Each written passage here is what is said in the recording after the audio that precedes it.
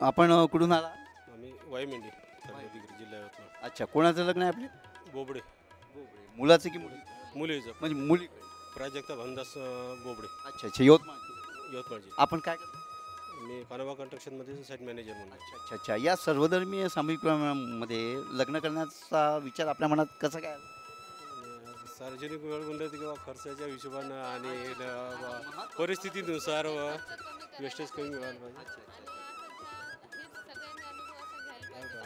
तर बाहेरचं नाही आणि मुला मुलींना म्हणजे पूर्ण सगळे हे होऊन जाते, चांगलं वाटते. आणि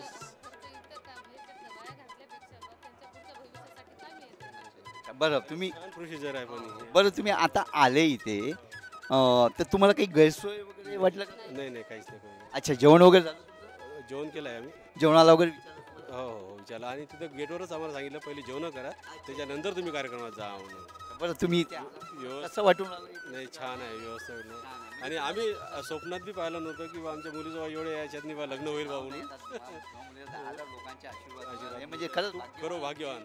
भाग्याची गोष्ट आहे तुमच्यासाठी. तुम्ही आलात, तुमची खूप खूप धन्यवाद. साईराम. सत्यसाई सर्वधर्मीय सामूहिक विवाहामध्ये स्वागत आहे. मला एक सांगा की तुम्हाला या सामूहिक विवाहाबद्दल माहिती कशी मिळाली आणि तुम्हाला इथे आल्यानंतर काय वाटलं? इथे आपलं जवळ आहे ते आपलं किणी मार्ग किणी त्यानं जवळनं आपला नंबर लावला. तुम्हाला या ठिकाणी आल्यानंतर कसं वाटलं किंवा इथलं वातावरण असेल किंवा इथल्या सुविधा असेल? चांगलं वाटलं सर. तर मला एक सांगा की या सामूहिकमुळे तुम्हाला काय फायदा झाला, तुमच्या वडिलांना काय फायदा झाला? सर पैसे वाचले, पुन्हा इथं चांगलं. आणि नवीन पिढीला तुम्ही काय सांगणार की बा नवीन पिढीने इथे लग्न केलं पाहिजे, कसं तुम्हाला काय वाटतं? करायलाच पाहिजे सर. आणि तुम्ही ज्या गावावरून आलात की त्या भागामध्ये असे सामूहिक विवाह होतात का कोणत्या संस्थेचे वगैरे? नाही सर, नाही होता.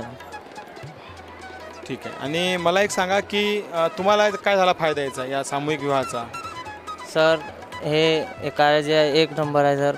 गरीब लोकांसाठी एक नंबर आहे सर. पैसे गिसे सर नाही राहिले तरी क्लिअर होऊन जाते. साईराम. आपलं नाव काय? माझं नाव गोपाल विठ्ठलराव पाटील. कुठून आलात आपण? माझं प्रॉपर गाव कळसा, तालुका दिग्रज, जिल्हा यवतमाळ. तुझं नाव? माझं नाव वैष्णवी सुदर्शन चोपडे. आपलं वाईमेडी, तालुका दिग्रज, जिल्हा यवतमाळ.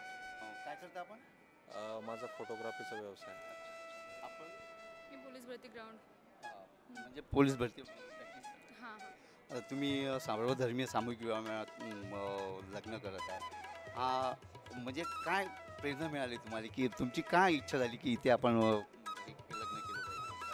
मला तरी असं वाटते की एवढ्या मोठ्या चांगल्या प्लेसवर जे विवाह सोहळा संपन्न होत आहे, असा विवाह सोहळा मी याच्या अगोदर कुठेच बघितला नाही. कारण जेव्हा मला इथलं नाव समजा कळालं की या ठिकाणी विवाह मेळावा होत आहे आणि त्यानंतर मला तरी असं वाटते की इतर ठिकाणी एवढा खर्च वगैरे केल्यापेक्षा सगळ्या लोकांसमोर जे काही विवाह मेळावा संपन्न होत आहे आणि एवढ्या लोकांचे आशीर्वाद आमच्यासोबत राहणार आहे. एवढ्या लोकांचा आशीर्वाद आम्हाला पर्सनली जिथे काही विवाह आम्ही केला असता तर एवढ्या लोकांचा आशीर्वाद आम्हाला मिळाला नसता.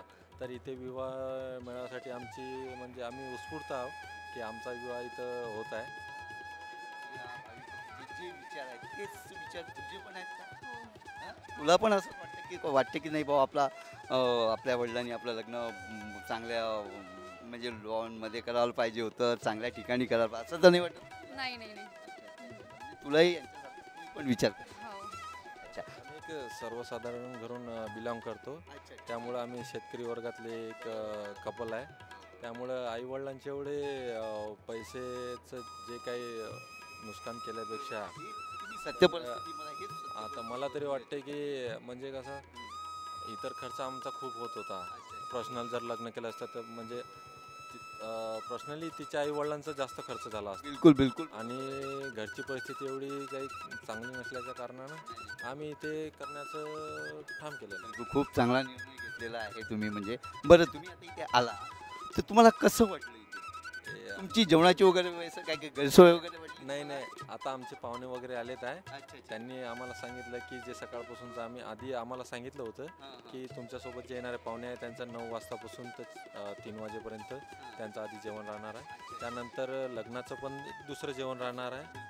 त्याबद्दल आम्ही खूप खुश आहे की म्हटलं कुठलाच म्हणजे आता आम्हाला सांगितलं आमच्या पाहुणे लोकांनी जे जेवण वगैरे केलं की एकदम बढिया जेवण आहे.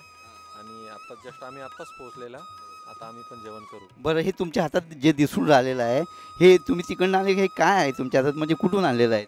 हे आम्हाला हे सामूहिक विवाह सोहळ्याच्या ऑर्गनायझर जे कोणी असतील याचे आपले नंदुरकर सर वगैरे जे कोणी सगळे लोक त्या सर्व लोकांनी आम्हाला हे दिलेलं आहे. अच्छा, म्हणजे तुम्हाला भेट दिली, हां, भेट वस्तू म्हणून. म्हणजे साडी वगैरे आहे, मला वाटते शेरवानी वगैरे हां हां, देवाची आणि मुलीची. ज्या लुकवर आम्ही आलेलो आहोत, फक्त आम्ही इथलं कुठलंही सामान आम्ही घरून आणलेलं नाही. काहीच नाही. आम्ही याच लुकवर आलेलो आहोत आणि नंतर आम्हाला सगळं गायडन्स आणि सगळे कपडे वगैरे आम्हाला ऑर्गनायझर देणार.